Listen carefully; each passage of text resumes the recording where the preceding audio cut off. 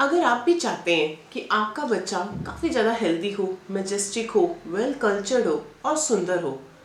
सुंदर होने के साथ साथ उसकी फिजिकल डेवलपमेंट भी अच्छी हो, तो जो मैं आज आपको एक विधि बताने जा रही हूँ जिसको बोलते गर्भ संस्कार।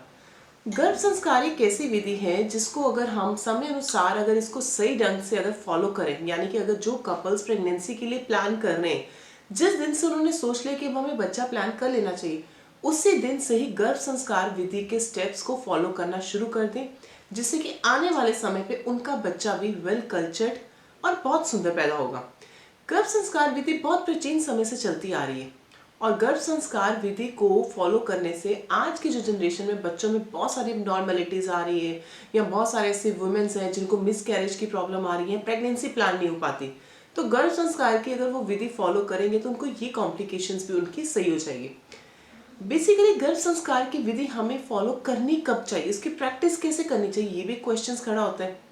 गर्भ संस्कार की जो विधि जो फॉलो करनी है पेशेंट्स को, एक बहुत ज़्यादा उनका पीसफुल इन्वायरमेंट होना चाहिए। उस पीसफुल इन्वायरमेंट में उनको गर्भ संस्कार के कुछ स्टेप्स होते हैं कि आप गर्भ संस्कार की विधि में, यानी कि मंत्र का उच्चारण कौन सा करना है, आपका गर्भा आहार कौन सा होना चाहिए, गर्भा संवाद कौन सा होना चाहिए, यानी कि बच्चे और मदर की बॉन्डिंग कैसी होनी चाहिए, और लास्ट गर्भा योगा, योगासन कौन से करने हैं बच्चेदानी, यानी कि बच्चे की डेवलपमेंट को स्ट्रॉन्ग करने के लिए। गर्भ संस्कार वैसे होता क्या है? गर्भ संस्कार जैसे कि बताया कि प्राचीन समय से चलता आ रहा है। महाभारत के समय में हिंदू रिलीजियस में गर्भ संस्कार में, यानी कि अर्जुन पुत्र अभिमन्यु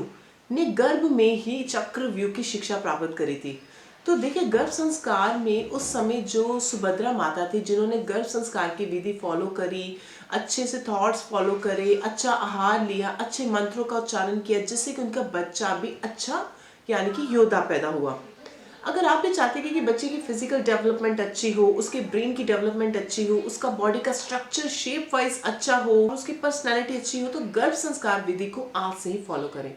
गर्भ संस्कार विधि के बहुत सारे बेनिफिट्स हैं। बेनिफिट्स की अगर बात करें तो सबसे पहले ये मदर और फीटस, यानी कि बच्चे और माँ की आपस में बॉन्डिंग को बहुत स्ट्रॉन्ग कर देता है, और आप अपना उसी टाइम पीरियड में आपकी गुड वाइब्स, यानी कि गुड थॉट्स आपके आने शुरू हो जाते हैं, वुमेन्स के मूड्स अच्छे रहते हैं, जिनसे कि बच्चे की डेवलपमेंट अच्छी होती है। और गर्भ संस्कार विधि जब आप फॉलो करें तो उस टाइम पे आपको कुछ मेलेडियस वीणा, यानी कि ध्वनि सुननी चाहिए, लाइट म्यूजिक सुनना चाहिए, फ्लूइट यानी कि बांसुरी की ध्वनि सुननी चाहिए, जिससे कि बच्चे काफ़ी काम रहते हैं और काफ़ी पॉजिटिव होते हैं। एक चीज़ का आपको और ध्यान रखना है, जब गर्भ संस्कार की विधि आप फॉलो करें तो माइंड में कौन कौन सी चीज़ों को ध्यान में रखना है। नंबर 1, लाइट म्यूजिक सुने, जैसे कि वीणा, ध्वनि, फ्लूइट, और हो सके तो अपने आप में पॉजिटिविटी रख, काम रहे, मेडिटेशन, योगासन फॉलो करें, और अपने क्रिएटिव वर्क को लेके फोकस रहें, और टॉकेटिव यानी कि कुछ मतलब की बातें अपने बच्चे के साथ करते रहे, जिससे कि बच्चा भी आपके साथ अट्रैक्ट हो पाए। और अपनी फिजिकल एक्टिविटीज को काफी रिमेनिंग रखें कि कुछ ना कुछ एक्टिविटीज करते रहें।